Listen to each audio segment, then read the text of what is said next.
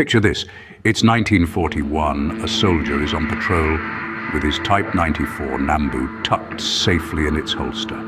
Without warning, it discharges, the bullet ripping through the quiet night. This was no ordinary firearm mishap. It was the infamous Type 94 Nambu, a Japanese handgun known for its unpredictable nature.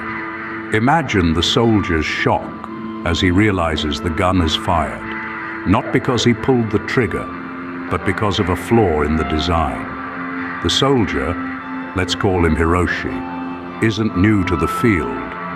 He's been in the army for quite some time, and he's familiar with the quirks of his issued firearm. But this was an unforeseen event. Hiroshi had always been careful, but even his caution wasn't enough to prevent the Nambu's unexpected discharge. The bullet, once nestled safely in its chamber, now lodged in the trunk of a nearby tree. The quiet night shattered, replaced by the echo of the gunshot and Hiroshi's frantic heartbeat. He was lucky. It could have been his leg, or worse, another soldier. Word of the incident spread like wildfire through the ranks. It wasn't the first time the Nambu had fired unintentionally. It was just the first time Hiroshi had experienced it. The soldiers whispered about the gun, their murmurs filled with a mix of fear and respect for the weapon that was as unpredictable as the war they were fighting. The aftermath of the incident was swift.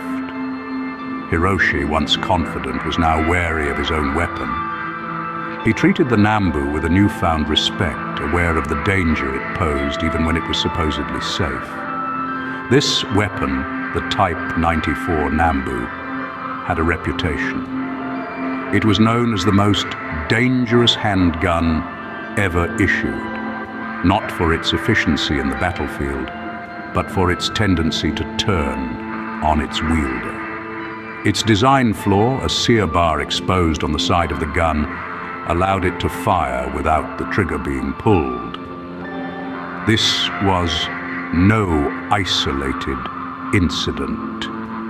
This was the Type 94 Nambu, a gun that was as dangerous to its wielder as it was to its target. Our story begins in 1934, in the heart of Japan. The political climate was tense, the air thick with anticipation. The country was on the brink of war, and the urgency to arm its soldiers was paramount.